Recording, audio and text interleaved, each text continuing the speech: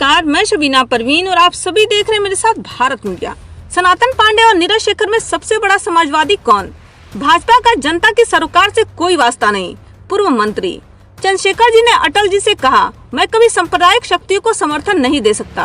Ram Govind Chaudhary BSP के cadre भी रमाशंकर को जिताने में लगेंगे। खबर जनपद बलिया से 71 सलेमपुर और 72 बलिया लोकसभा के लिए प्रमुख दलों गठबंधनों के प्रत्याशियों के नामांकन के बाद बलिया जनपद में भी चुनाव प्रचार का बिगुल बज चुका है।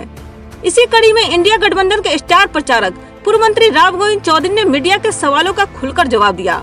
मीडिया के सवाल सनातन पांडे और नीरज शेखर में सबसे बड़ा समाजवादी कौन? पर उन्होंने कहा कि अटल जी ने चंद्रशेखर से समर्थन मांगा तो उन्होंने स्पष्ट कहा कि आप सांप्रदायिक हो गए, आपको समर्थन नहीं दे सकता। उन्होंने सनातन पांडे और नीरज शेखर में सबसे बड़ा समाजवादी सनातन पांडे को बताया। हो गया है, क्या लग रहा है सलेमपुर में समाजवादी पार्टी भारी मतों से जीतेगी। सभी जात वर्ग धर्म के लोग हमारे प्रत्याशी को, हमारे पार्टी के नीतियों को, कार्यक्रमों को अच्छा मान रहे हैं। दोनों नीरज शेखर जी और सनातन पांडे जी और नीरज शेखर जी दोनों अपने आप को सबसे बड़ा समाजवादी बनाने कहने की बात कर रहे हैं कि हम सबसे बड़ा समाजवादी हैं। कौन है सबसे बड़ा समाजवादी? समाजवादी जो सनातन कौन है? नीरज शेखर कह रहे हैं कि हम भी सबसे। अरे आप नहीं देख रहे हैं कि कौन किस पार्टी से फॉर्म भर रहा है?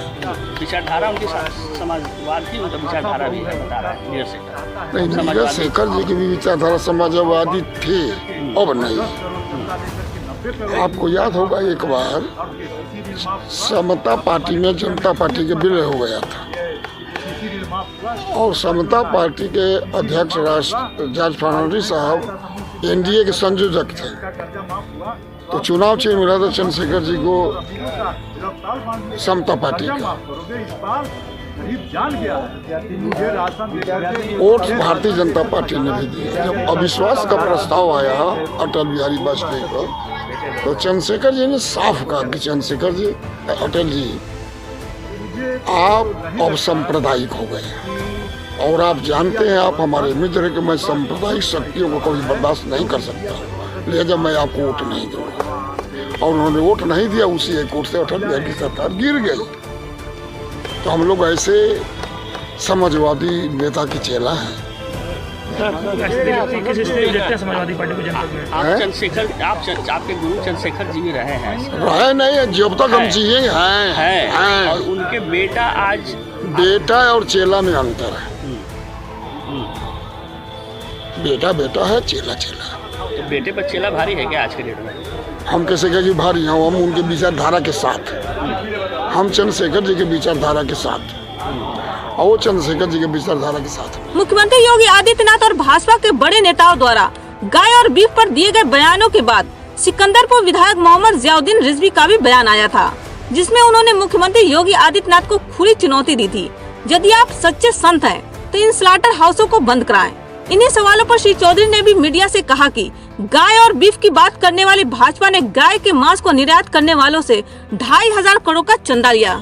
गौ को माता कहते हैं। अगर कोई मुसलमान गाय लेके जा रहा है दूध के लिए, अपने दरवाजे पर रखने के लिए, तो उसको मार के जान मार देते हैं। और जो सबसे बड़ा 4 जो लोग हैं गाय के मांस निर्यात करने वाले, उसमें कोई मुसलमान नहीं है।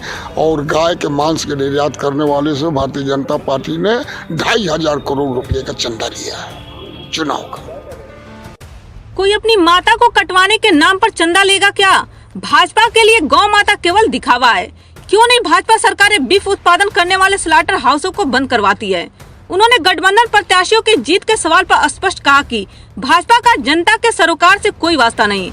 बलिया से सनातन पांडे चुनाव जीत चुके हैं। रमाशंकर राजभर को जनता चुनाव जिता रही है। आप आगे आगे देखते रहिए, बीएसपी के कैडर भी रमाशंकर को चुनाव जिताने में लग जाएंगे। गाय को माता कहते, कोई अपनी माता को कटवाने के लिए पैसा ले? क्या उन लोगों की बात करते हैं? बिल्कुल जनता से के सरोकारों से कोई लेना देना उनका नहीं, और समाजवादी पार्टी का केवल जनता के सरकारों से लेना देना है। इसलिए रमाशंकर राजभर को सभी जाति वर्ग धर्म के लोग भारी मतों से जिताने का निर्णय कर लिए हैं। सनातन पांडे जी तो सनातन पांडे तो जीते हुए कि हैं। अगर उनको हराना गौ हत्या के बराबर है, एक ब्राह्मण को हराना गौ हत्या के बराबर है। ब्राह्मण बात नहीं है, बात है कि उनको भी सभी जाति वर्ग धर्म के लोग वोट दे रहे हैं।